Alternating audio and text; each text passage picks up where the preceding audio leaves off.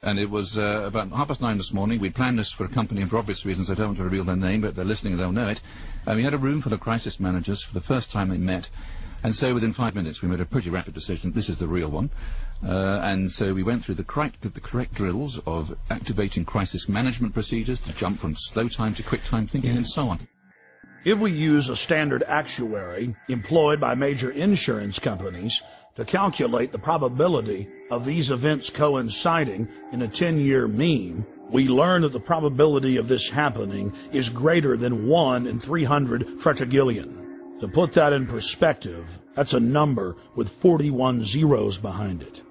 That is trillions and trillions and trillions and trillions and still more trillions times greater than all the grains of sand in all the world. To put that number in perspective, it has 41 zeros. Scientists using supercomputers have estimated that the Earth has over 7 quintillion grains of sand. A quintillion has 18 zeros. It would appear as some way of stopping the response of the emergency services or providing some kind of cover for what must be operations orchestrated in some way by the state. The evidence is overwhelming. All the telltale signs are there of government-sponsored terror. Only the British government had the know-how to carry out the attacks and to control the situation before and after the bombings. And of course, there's all the other admitted cases where the British government has hired terrorists to carry out assassinations or carried out bombings in their own country as a pretext for political control. And then, of course, there's qui bono, Latin for who benefits, who stands to gain. In the weeks leading up to 7/7, Tony Blair's poll numbers had fallen to the lowest point in his 7-year administration. Blair came an inch from losing control of the parliament and was fighting calls from within his own party to step down as prime minister. Support for the war was dismal. Despite the bombings, which did improve his approval ratings and support for the war, he was still only barely able to maintain control over the British House of Commons. In the wake of the bombings, Tony Blair's administration descended on the British people with a raft of tyrannical legislation, attacking the press, freedom of assembly, and setting up the conditions needed for a martial law takeover of the nation through the Civil Contingencies Act. And of course the bombings took place while world leaders were meeting in Scotland, so Bush and Blair could grandstand and blame the whole thing on Iraq, legitimizing their war. Despite the fact that the G8 World Summit was coming to England on July 7th, the British government lowered the terror threat on the London Underground in early June and conveniently lowered security.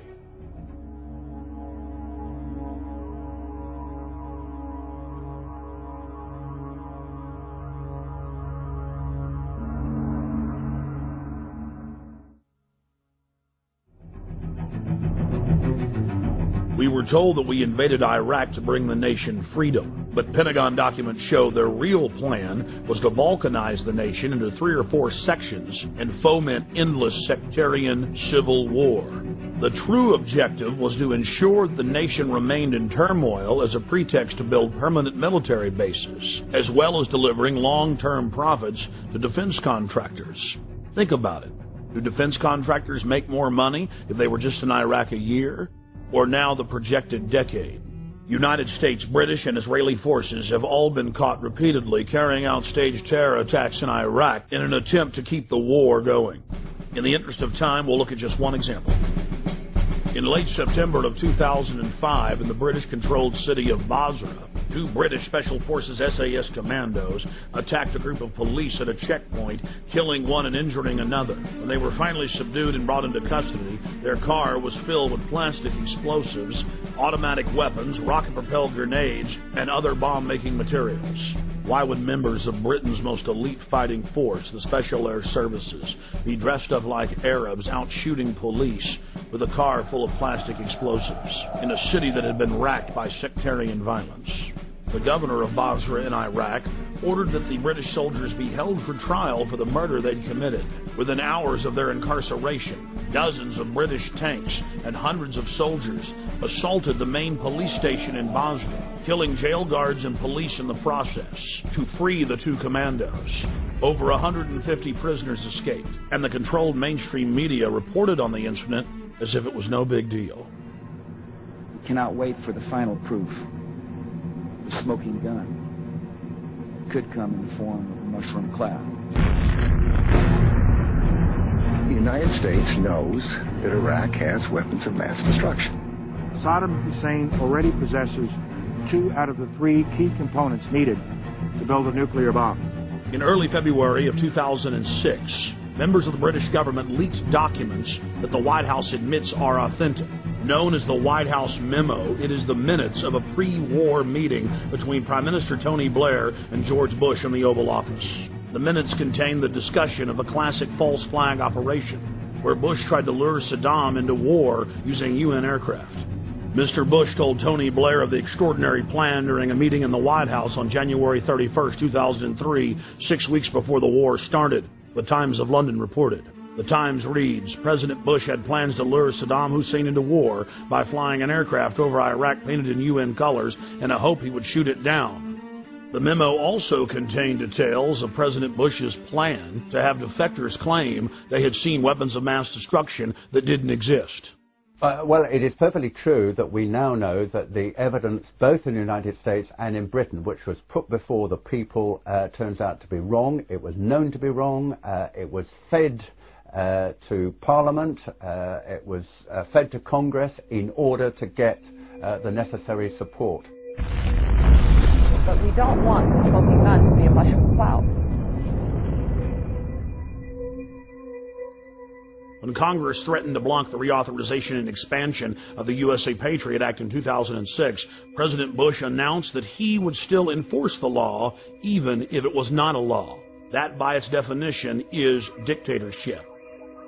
When President Bush was caught secretly paying off reporters and newspapers and television stations across the country to the tune of $1.6 billion in 2 years, the Governmental Accounting Office declared it illegal. Every single action by itself was a felony, and there were tens of thousands of instances. President Bush simply said that he was above the law, and it didn't matter if Congress said it was illegal, he was going to continue the practice. When a leader declares themselves above the law, you are living in an official dictatorship. We have found out from our time in the services that there are certain people in the press who work as agents of influence of the intelligence services. In Britain, it's very easy to reward people with privileges, with contracts, with honours, with appointments to the House of Lords, with knighthoods and so on. So no money has to change hands, but those people know very clearly that they have a job to put out propaganda on behalf of the services. Now, I have no problem, of course, with the services arguing their case in the media, but if they're going to do that, like anybody else, they should declare where they come from and why they're stating that point of view. Fortunately, as a result of our book, Spies, Lies and Whistleblowers, one of the prominent agents of influence, in fact 2 prominent agents of influence, Dominic Lawson and Con Coughlin, who both work for the Sunday Telegraph, have had to resign. Because, of course, once you're exposed as an agent of influence, you can no longer do that job because people just simply say, well, he's saying that because he's working to an MI6 brief.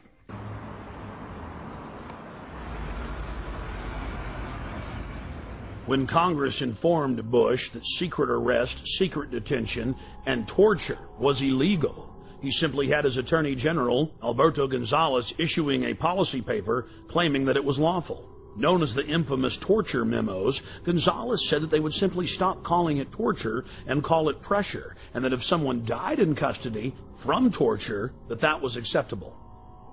But White House counsel John Yoo went even further. In memos that he wrote for the president that were used by the military as their authority to engage in torture, he stated that they could even torture small children in front of their parents, in some cases sexually. And in another shocking turn, President Bush has taken to signing pieces of legislation that haven't even passed the Congress. President Bush was also caught engaging in warrantless searches using the National Security Agency to spy on the American people. Bush claimed that he had executive authority to ignore any federal law he wished. The 1878 Posse Comitatus law bars the military from engaging in law enforcement activities against the American people. Bush was caught using the Defense Intelligence Agency, a branch of the Pentagon, to spy on peaceful anti-war activists. He again claimed that he was above the law. Bush then claimed that the Constitution gave him the right to spy on the American people. Of course, the Constitution and Bill of Rights says the exact opposite. In the midst of the scandal, the retiring head of the National Security Agency went before the National Press Club and informed everyone that there was no need of a warrant in America. He chastised a reporter who claimed that you needed probable cause to search someone. He said all that was needed was that it be, quote, reasonable, and the government would decide what was reasonable. My understanding is that the Fourth Amendment of the Constitution specifies that you must have probable cause to be able to do